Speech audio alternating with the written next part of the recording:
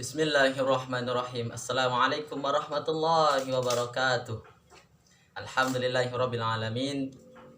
Puji syukur kita haturkan kepada junjungan hadirat Tuhan Yang Maha Esa yang alhamdulillah masih memberikan kita nikmat kesempatan dan kesehatan sehingga saya pribadi dapat menyampaikan jawaban dari soal UTS dalam mata kuliah perencanaan pendidikan. Baik Ibu dosen yang saya hormati, pada kesempatan kali ini saya akan menyampaikan jawaban mengenai soal UTS tentang perencanaan pendidikan sekolah dasar di Provinsi NTB. Langsung saja, yang pertama mengenai latar belakang mengapa dibuatnya perencanaan oleh pemerintah Provinsi NTB khususnya untuk sekolah dasar. Yang pertama, mengapa pemerintah bisa membuat perencanaan? Mengapa pemerintah membuat perencanaan pendidikan dalam sekolah dasar? Seperti yang kita ketahui, sekolah-sekolah dasar di Provinsi NTB banyak masih kekurangan baik sarana maupun prasarananya.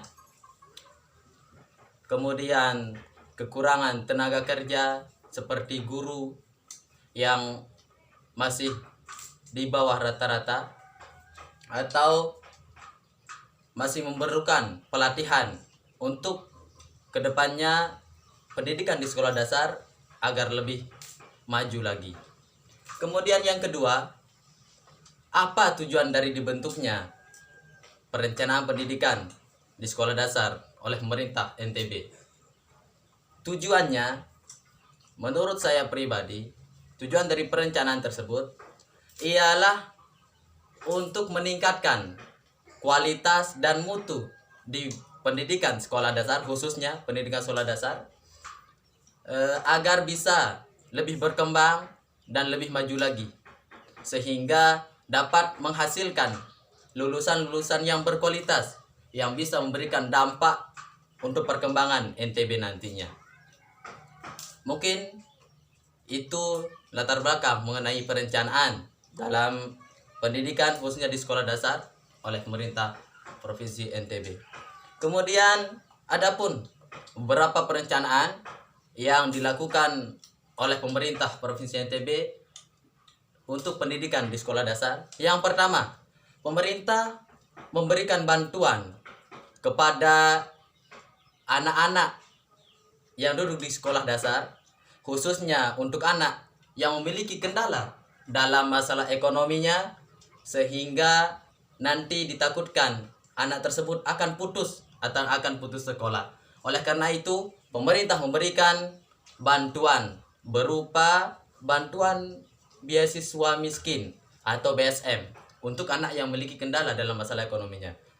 Harapannya dengan diberikan bantuan tersebut, anak tersebut dapat menjalani aktivitas sekolahnya dan diharapkan tidak putus dalam sekolahnya.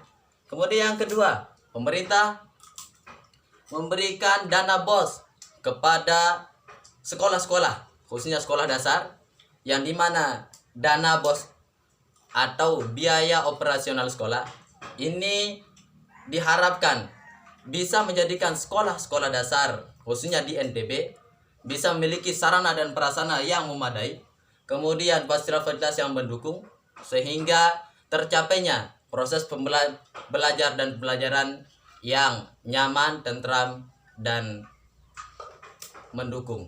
Kemudian yang ketiga, pemerintah akan mengusahakan untuk menjangkau seluruh anak-anak yang duduk di sekolah dasar, baik seperti anak yang berada di pelosok-pelosok atau yang belum terisolir, dengan program pembentukan sekolah SD SMP satu atap. Diharapkan dengan dibentuknya sekolah SD SMP satu atap ini akan memudahkan anak-anak untuk tetap mengenyam pendidikan, sehingga bisa meminimalisir anak yang putus sekolah. Kemudian yang keempat, pemerintah akan memberikan atau memperbaiki fasilitas-fasilitas sekolah, baik itu berupa ruang kelas, kemudian ruang perpustakaan, ruang kelas, ruang guru, dan lain sebagainya, dengan harapan dengan diperbaikinya tatanan ruang kelas atau perpustakaan baik ruang guru, diharapkan dalam proses belajar dan pembelajaran di sekolah dasar bisa menjadi lebih efektif dan nyaman ketika dalam proses belajar dan pembelajaran. Dari beberapa perencanaan yang dilakukan oleh pemerintah Provinsi NTB, saya bisa menyimpulkan semoga dengan beberapa perencanaan tersebut, pendidikan sekolah dasar di Provinsi NTB lebih berkembang dan lebih maju, sehingga dapat menghasilkan lulusan-lulusan sekolah dasar yang lebih